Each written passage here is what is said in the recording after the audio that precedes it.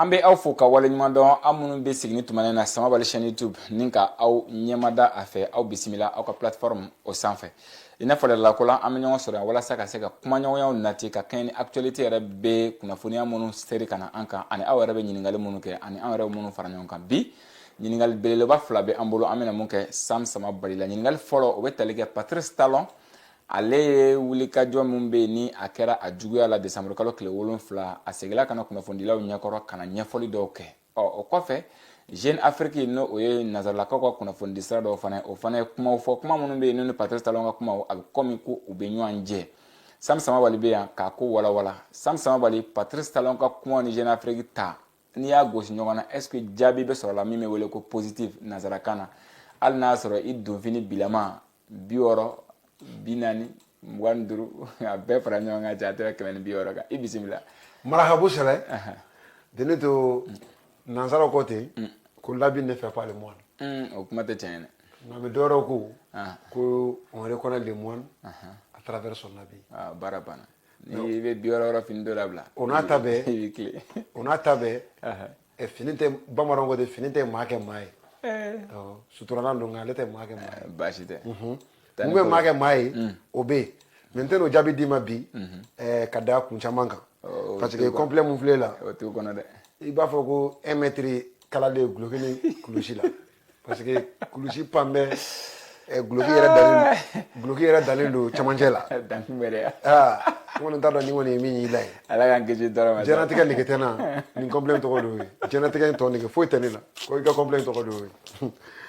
AES den mana kɛ yɔrɔ o yɔrɔ Samabali b'a fo o ka kan Malika mana kɛ yɔrɔ o yɔrɔ Samabali b'a fo farafin den mana kɛ yɔrɔ o yɔrɔ Samabali b'i fo o jagoyalen don an kan minnu ka wulikajɔ n'u ka faamu n'u ka tagasira o ye ko ala ye adamaden fɛn fɛn da a bɛɛ ni kɛnɛya ka kan kosɛbɛ kɛ a bɛɛ ni sɔrɔ kɛcogo ɲuman ka kan o tiɲɛ a bɛɛ ni baara ɲuman fana sɔrɔli ka kan wa k'olu sɔrɔli gulonnen tɛ i siya la ayi olu sɔrɔli gulonnen tɛ i farisogo fana couleur la abada Samabali b'i fo o ka kan i ye ɲininkali mun kɛ Patrice Emmanuel Talon Macron o bɛɛ farala tɔgɔ kan ale y'o de Patrice Emmanuel Talon Macron a kumana kunu ani journaliste o caman b'a ka kuma la kuma min yɛrɛ tɛ farafinden kun kɔrɔtan mais n da tɛna se o ma Jeune Afrique ale fana ye bataki bɔ bataki min ɲɛsinen don anw AES yɛrɛ ma Benin coup d'état ko la Jeune Afrique bɔra wulada fɛ sufɛ Patrice Talon bɔra o yɔrɔ kan i b'a dɔn k'a fɔ est-ce que ko tɛ ko min labɛnnen don u fɛ wa Nigéria taara yafa deli Burkina o dugusajɛ Jeune Afrique ye kabayira nkalon ta ka da AES kan o su Patrice Talon bɔra ko jɛgɛ k'a bɛ sɔrɔ ji kɔnɔ kun ni ju tɛ kuma minnu na n b'a walawala pour que k'a faamu Jeune Afrique ale yɛrɛ kɔni nin waati nin na ko sisan Jeune Afrique ko a ye fake news min kɛ o fake news groupe min bɛ wele ko Ebomaf o kɔni ye Jeune Afrique wele k'a ka démenti kɛ parce que k'ale ka groupe ale ka avion den kelen ma Pascal Tigiri ale ka avion ma ta wa ko n'a ma démenti kɛ bɔgɔ jenini o bɛ ɲɔgɔn sɔrɔ yen très bientôt Jeune Afrique kan k'o démenti bɔ ka kunnafoni bɔ sufɛ dugu jɛra k'i ka démenti bɔ k'i ye contre vérité fɔ diffamation o kuma de bɔra bi mais Jeune Afrique ko cogo di a ko di a ka kumaw bɛɛ la a ko actuellement ko Pascal Tigiri k'a bɛ résidence ministérielle dɔ de la Niamey kɔnɔ ko min ni présidence yɛrɛ man jan ɲɔgɔn na Tchani premier ministre olu bɛ yɔrɔ min na ko Pascal Tigiri k'a bɛ anw de fɛ Niger non ces gens là u bɛ fɛ ka mɔgɔw ka attention de détourner comme si anw de coup d'état kɛ anw de Talon bin parce que u ka kunnafoni na u ko Tigiri ka téléphone ko o kuma ka sonné ko Tigiri ye coup d'état kɛ ko nka k'a ka téléphone kun b'a kun k'ale téléphone in bɔra k'a taara Togo ko avion dɔ y'a ta Togo yen ko ka tila k'a bɔ Togo avion wɛrɛ y'a ta ka na Niger ko ani jɔn ka kumakan ko an n'o minɛna ko olu bɛ k'o tɔ sɛgɛsɛgɛ ko min ye anw ka Umaru Yabire le silencieux l'invisible directeur de renseignement au niveau de Burkina Modibo Kone bɛ jɔyɔrɔ min na yan Umaru Yabire de b'o la Burkina un homme très compétent n b'a dɔn Un homme très compétent. Burkina bɛ kulo bɛ na. Yɔrɔ mɔgɔ b'a fɔ k'Assimi tɛ kuma. Yɔrɔ mɔgɔ b'a fɔ Modibo Konate ye.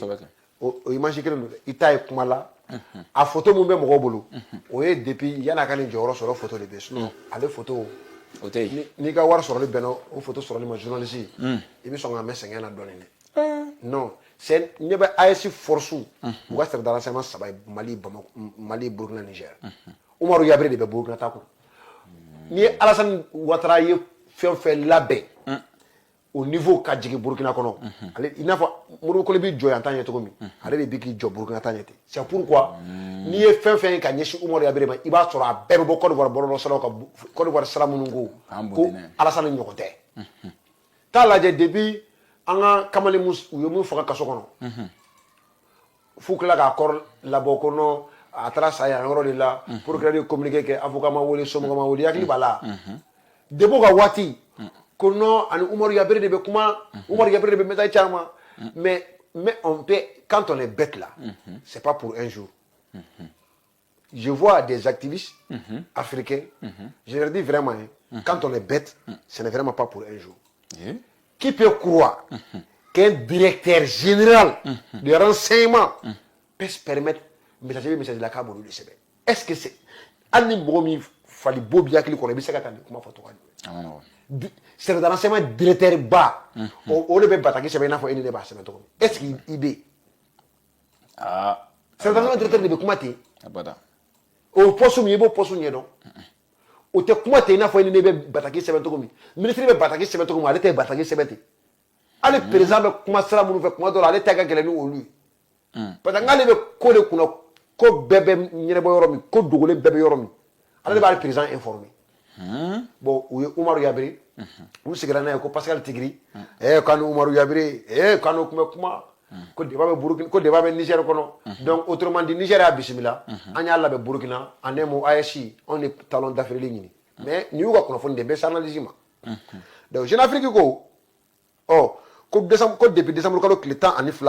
ko a kɔni bɛ Nigerikaw fɛ yen ko a kɛlen ka coup d'état in kɛ Benin kɔnɔ ni o kɛra kalo tile 7 ko a bolila ko ka taa Lomé de n'o ye Togo ye Fort Gnassingbé mais ne y'a dɔn u bɛ Fort Gnassingbé tɔgɔ don a la donc ko Lomé de kɔnɔ ko jumadon kalo tile 12 k'a taara Ouagadougou ka bɔ ni avion privé dɔ ye k'o de taara n'a ye Ouagadougou ko o avion ye Beechcraft 100D n'o o ye société ta ye société min bɛ wele ko Lisa Transport International LTI n'o o ye aviation compagnie aérienne filiale Ebomaf n'o ye olu ta ye k'o société k'o dirigelen don jɔnni fɛ bi Burkina bɛ dɔ mun bɛ wele Mahamadou Boukoungou ko a y'a to Burkina de ko ka sɔrɔ ka o avion in ɲɔgɔnna kelen wɛrɛ ta tuguni ko ka sɔrɔ ka taa Niamey ko anw AES Burkina kɔnɔ ko anw ye baaraba de kɛ tour de contrôle au plus haut niveau de la tentative de putsch en coordination avec Niamey ko anw AES dugu fila nin ko anw ye nin baaraba de kɛ ko anw ye nin kɛ Jeune Afrique de nin sɛbɛn maintenant u ka nkalon u ye Ebomafu comme o ɲɛmɔgɔba o ye AES ka den ye AES halala den dɔ pour celui qui connaît Mahamadou Boukoungou c'est Mahamadou Boukoungou un patriote convaincu les opérateurs économiques minnu n'u kɛlen don c'est-à-dire que farafinna ka taga ɲɛ u bɛ o ko la AES ko la qui n'ont pas fui Mali kɔnɔ yan Burkina kɔnɔ Niger kɔnɔ tu comptes les opérateurs minnu bɛ ka c'est-à-dire que u ka nafolo n'u ka dɔnniya jamana ninnu bɛ se k'u yɛrɛ sɔrɔ cogo min parce que olu kelen ka sɔrɔ tɛ sɔrɔ ye Mahamadou Boukoungou in b'a la Ebomaf u ye nkalon da o de kan kosɛbɛ Burkina opérateur dɔ ma jɔnjɔn ma da disi la Mali la pétrole ko in na essence ko in na kosɛbɛ kɛ e ko cogo jumɛn c'est parce que Mali kɔnɔ yan n tɛna mɔgɔ tɔgɔ fɔ mais ni yamaru dira ma n b'a mun dɔn minnu bɛ ka u seko bɛɛ kɛ pour que AES bɛ se ka kɛ sankɔrɔta fɛn ye n b'a opérateur dɔn Mali kɔnɔ yan u tɛ sɔn a ye tɔgɔ ka fɔ o nom da la i ye faamu wa donc u filɛ ka nin nkalon de labɛn u ye nin labɛn kunun ka bɔ dɔrɔn sɔgɔmada joona nin na e bɛ ma fɔ ye courrier ci Jeune Afrique ma n'an ma démenti kɛ plainte filɛ parce que a ye nkalon tigɛ an ka avion tigiri tɔgɔma don an ka avion kɔnɔ depuis an ka compagnie yɛrɛ créera Pascal tigiri tɔgɔ yɛrɛ ma deli ka don olu ka compagnie kɔnɔ depuis compagnie créera fo bi Pascal tigiri tɔgɔ yɛrɛ ma deli ka don a kɔnɔ o y'o bannen i ye faamu jawaliw kan sa donc u ye nin nkalon nin labɛn ka service de renseignement mun bɛ Burkina kɔnɔ k'o tɔgɔ don a la diyagoya donc a bisimila yɔrɔ Niger de donc coup d'état anw Niger anw AES anw de y'a kɛ anw Burkina anw Mali anw AES anw don ka attention bɛɛ détourner o y'a sɔrɔ Pascal cɛ yɛrɛ tɔgɔ kamalen tɔgɔ Benin président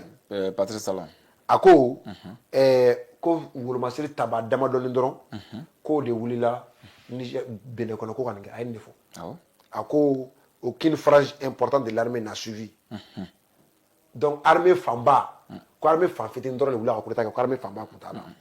mais a y'a yɛrɛ lebu yɔrɔ min ne tɛna da don ko avion mun kan ka nin kɛlɛ kɛ o blindé gosi k'o tɛ Benin bolo o de la olu ye wele bila Nigéria ma k'a b'a essayer ka France dédouaner quoi bon an k'a ka kuma yɛrɛ kɛ tiɲɛ a ko mun na k'olu to avion ɲini ko parce que k'olu ni terroriste de bɛ ɲɔgɔn na ko terroriste ko blindé t'olu bolo ok mais terroriste minnu bɛ Nigéria blindé b'olu bolo c'est pour que Nigéria o aéronef suguya ɲini mun bɛ se ka blindé gosi parce que terroriste minnu bɛ Nigéria blindé b'olu bolo terroriste minnu bɛ Burkina blindé b'olu bolo minnu bɛ Mali la blindé b'olu bolo c'est pour que aéronef ninnu bɛ anw bolo anw ka souhait de kɛlɛkɛminɛn modèle minnu bɛ Mali kɔnɔ Burkina Niger o ka na Côte d'Ivoire o ka na Sénégal o ka na Benin o ka na partout en Afrique an yɛrɛ de ka bɔ mɔgɔ dɔ ka lakana kɔnɔ anw bɛ cogo min an bɛɛ bɛ farafinna bɛɛ de ka don da kelen fɛ ka bɔ da kelen fɛ mais regarde un président africain qui affirme sur la télé que l'armée béninoise n'est pas équipée pour combattre quelques individus uniquement parce qu'ils ont des engins blindés. C'est même faux. L'armée béninoise est le gorge qui des patriotes, des militaires patriotes et convaincus, qui ont la capacité de combattre n'importe quel ennemi béninois. Ce n'est pas vrai. Il est pas moi. Maintenant, on galon, on dira là que lebu quoi. Aéré ma carré lebu. Du coup, couture président n'a pas fait quoi. Non, a bɛ ka minɛn qualité min fɔ joli yɛrɛ don yɛrɛ a mun bɛ Mali bolo mɔgɔ t'a da dɔn bi yɛrɛ a mun bɛ Burkina kɔnɔ mɔgɔ t'a da dɔn yɛrɛ olu dun ko économiquement ko non ko Benin y'a dan de a bɛ tila ka wari ko kuma assimilé la maintenant ka yɛrɛ k'a ye nkalon fɔ dɔrɔn n'o o y'a sɔrɔ ni Benin armée fan damadɔni dɔrɔn de don ale bɛ k'a fɔ cogo min wele bila kun Faransi ma a b'a dɔn o jeu bɛ ye ko non k'olu ye Nigéria de wele ko bon olu ye Nigéria wele kun kama ko pour que mɔgɔ caman kana sa ko Nigéria kana dɔrɔn ka frappe chirurgicale de kɛ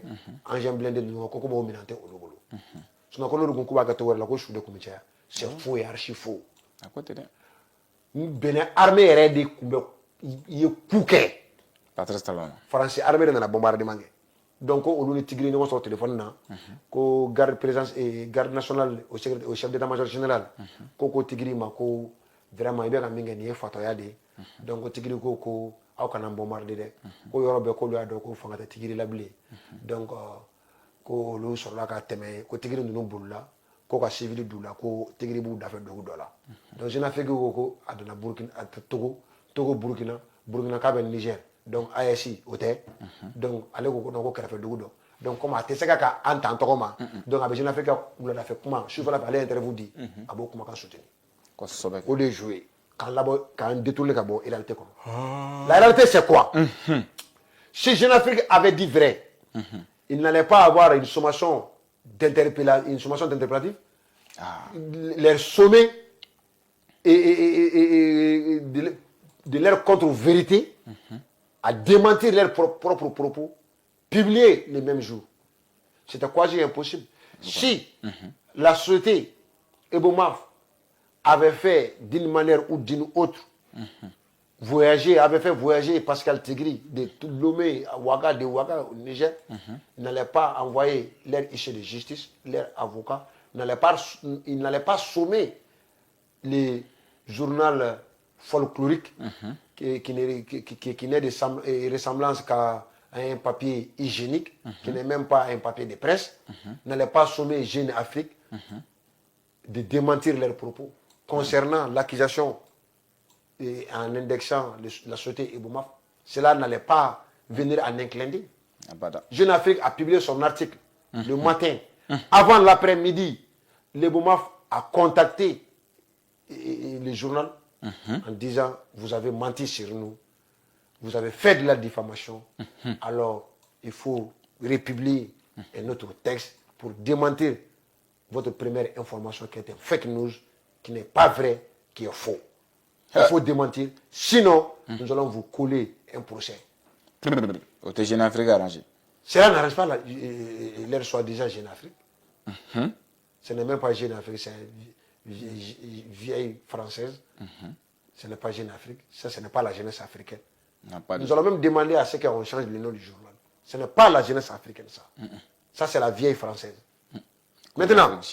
il y aura une information ou quoi ngalo nasra kono. Talon, aga kumakan, ka olu to be jo ala, o a sɔrɔ olu ka mɔgɔw u tun ye ngalo min da anw kan. N'i ye Cher Daniel olu ka kuma lajɛ, ko militaire ninnu u bolila moto la, u bolila civil la,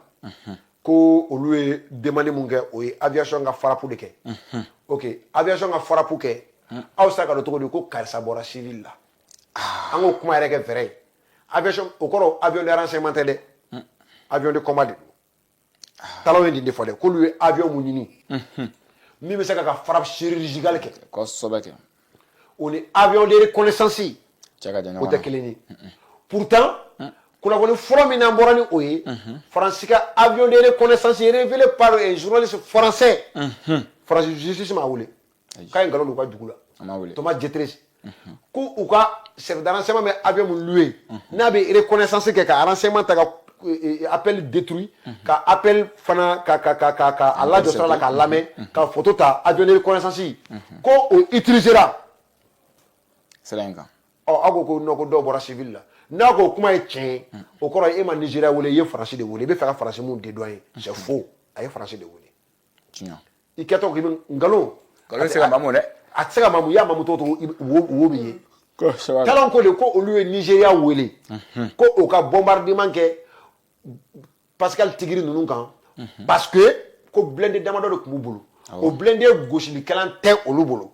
Olu ye o avion mun ɲini o bɛ frappe chirurgicale de kɛ qui est un avion de combat. Et non un avion de reconnaissance. Reconnaissance tɛ e bolo ka terrain ɲɛ dɔn. E ko k'u dogolen don blindé kɔnɔ. E bɛ se ka olu bolitɔ ye civil la togoya jɔn na. O de bɛ hypothèse fɔlɔ sɔrɔ. Ni civil ko ye tiɲɛ ye Faransi ka avion de reconnaissance de donna. Wa Nigeria de ye i n'a fɔ Ukrainikaw sɔnna ka Tenza Waten o t'an ka baara k'olu y'a kɛ. Nigeria de sɔnna ka Faransi ka baara ko ale y'a kɛ sinon ce n'est pas Nigeria c'est la France. Talon yɛrɛ ka kuma kɔnɔ i b'o o tɔ de dɔn. Maintenant Talon ka kuma in bɛɛ fana na jɔn ɲagalen don Talon ka kuma in. Minnu ko Faransi sɔrɔdasiw da ma don ko la ko CEDEAO don. Ko CEDEAO ɲɔgɔn tɛ ɲɔgɔn ma da. Minnu ko non ko AES de ye jasoli boloda Benin kɔnɔ olu mɔgɔ de ɲagalen don ni Talon ka kuma ye. Mais u bɛ fɛn bɛɛ fɔ Talon ka kuma la fo Talon ko dafɛdugu ni renseignement bɛ jɔnjɔn bɛ Talon bolo Pascal Tigiri jɔyɔrɔ ko la. A b'a fɔ. Munna a tɛ dugu tɔgɔ fɔ. Parce que kana ɲina Niger ye Talon ta tɔgɔ ma di. Parc W Tchani y'a ta tɔgɔ ma di. A bɛ ka jouer min kɛ k'a di heure fɔ k'a don fɔ avion mun jiginna k'a fɔ. Ni Talon bɛ ko dɔ dɔn anw kan ko min ye lagosi ko ye. Talon t'a fɔ ko kɛrɛfɛdugu k'a b'o to a kɔnɔ c'est faux. O kɔrɔ ye a t'a yɔrɔ dɔn. U tɛ Pascal Tigiri de yɔrɔ dɔn n'u ko fɔlɔ ko Togo. Ko ten fo ka demande officielle kɛ ka ɲɛsin Togo ma. Bi ta kɛra ko Niger. Ko yala ka se Niger k'a tɛmɛna Burkina. Maintenant u bɛ se dessin animé la dɛ. I b'a dɔn nin ye dessin animé yɛrɛ parce que n'Afrique ko non k'a bɔra fɔlɔ k'a taara Lomé de k'a bɔra pour que k'u ka nkalon bɛɛ sɔn quoi. Donc mun ye Lomé u b'a fɔ a ta ye tiɲɛ dɛ mais a bɔra Lomé a donna Burkina. Donc mun ye Burkina fɔ a fana ta ye tiɲɛ dɛ. Mais bi a bɔra Burkina a bɛ Niger de. Sini u b'a fɔ k'a bɛ AES ka sommet la yan. U b'a fɔ ko invité d'honneur don AES ka sommet. AES u la b'a fɔ k'an y'a buguma fɔ Alijinɛ kɔnɔ k'an y'a don Jibirila kaman kɔrɔ. C'est à dire que ne bɛ ka siga parce que dɔ ye kuma dɔ fɔ ko même Pascal Tigiri ko Faransi tun y'a laada la de k'u b'a nɔfɛ ko Talon ka bi ko a la dira nin de k'a yɛrɛ fana bɔra tiɲɛ kalama ko Faransi t'a nɔfɛ ko Faransi tun bɛ fɛ k'a ka présidence de justifier an bɛ yan nafa bɛ anw na yan Patrice Talon donc u bɛ dɔ bila ka lamaga kɛ ka sɔrɔ ka Talon dɛmɛ Catalogue au tigi la maga kono do fana ko ma fo ko Pascal Tigre du ko mais quoi qu'il en soit d'une manière ou d'une autre Pascal Tigre bilama a tɛ tubabu kɔni ka ko la parce que n'a sɔrɔ ani tubabu de ye ko kɛ tubabu y'a janfa a tigɛra tubabu la a bɛ n'a fɔ Libi Haftar ka Kadhafi tɛ tubabumɔgɔ kun don mais o tɛ bi ye dɛ f'u tun b'a wele Libi le général des occidentaux f'a y'a ka mɔgɔw labɔ ka taa formation bɛɛ kɛ ni Amérique a ma kala kɔrɔkɔrɔ Kadhafi kan mais bi a ye tiɲɛ ye dɛ hali ni o y'a sɔrɔ parce que o fana o kunnafoni min bɛ yala la bɔlɔlɔ sanfɛ c'est possible o ka kɛ Faransi ka ko labɛnnen ye pour que soutien populaire i b'a kalama bi Benin kɔnɔ soutien populaire min bɛ Pascal Tigre la dibi la o tɛ talon nɔfɛ yan kosɛbɛ donc n'a fɔra n'u ye Faransi kasa tugu a kɔ dɔrɔn o bɛ kɛ sababu ye o soutien populaire min bɛ ka tugu a kɔ o soutien populaire o ka bɔ yen donc pour moi nin bɛɛ ye diversion de parce que tiɲɛ Misikara Zarati tamasiyɛn tɛ Jeune Afrique ka kuma kɔnɔ tiɲɛ Misikara Zarati a tɛ talon ka kuma kɔnɔ mun bɛ talon coup d'état nin ko bannen talon mana télé la o kɔfɛ a ma taa conseil des ministres la ka tila ka na conférence de presse la mun kɛlen don ka talon agité pourquoi il est agité c'est parce que on lui a demandé de parler on lui a demandé de clarifier certaines choses de colporter certaines trucs pour que France bɛ continuer ka dédouaner. C'est clair. Parce que ni communication la bi date mais réseau be ASI moko bolo de ka pamparam paki réseau faut ko réseau de be ko gusa ko sabe réseau be ASI tchedo bolo bon hôtel quelqu'un qui est convaincu wardo warte o be tade direct adalen do atanina abada be tieka il est convaincu courage be biaka de mais il be ka saraka koke warde ka essence ni warte be jo donc différencier au drone farafina ka taga ɲɛ ASC denw b'o de la taa commentaire kana TikTok kɔnɔ Facebook kan partout wari de bɛ di nin bɛɛ ma Irisu ka wari di nin bɛɛ ma hali commentaire non u ka dɔ yɛrɛ fɔ le peuple de l'AS est déterminé même pas le peuple de l'AS an bɛ erreur kɛ o Cameroun ka den dɔw bɛ nin ko la Benin ka den dɔw bɛ nin ko la Niger ka denw Mali ka denw Burkina ka denw Ivoire ka denw Sénégal ka denw Congo ka denw farafina denw de wulilen do dɔrɔn farafina b'a ka yɛlɛma hɔrɔnya ta donc des présidents comme Talon vraiment qu'ils leur comprennent que nous avons grandi nous ne sommes pas les peuples africains ne sont pas des peuples c'est pas un peuple éternel babin qui vont passer tout leur temps dans les écoles primaires. Nous avons grandi, nous avons passé l'étape de l'école primaire, nous avons même terminé les universités. Maintenant, nous sommes avec nos diplômes dans le marché de l'emploi. Dieu nous a doté une faculté d'essayer de comprendre et d'analyser les trucs de notre propre manière, donc qu'ils comprennent que l'Afrique, la jeunesse africaine, ce n'est plus dans les années 1900. Nous sommes en 2025. À eux de comprendre cela. Sinon, ils vont apprendre à leur dépens. Salamuna wadada. Yani nga datugu. Ka kunafono na duma ko di ima. TNSI. Te la duma. Te mi ni abe i eren nettoyer. Te mi ni be akan ene dusugu dimi o te nyogoni. Te mi ni be akan i fari fonini ay fari jole nga tu ka wakati be. TNS Nouveau Soleil ale ka produit do Tezara o dɔgɔkɛ fa kelen ba kelen TNS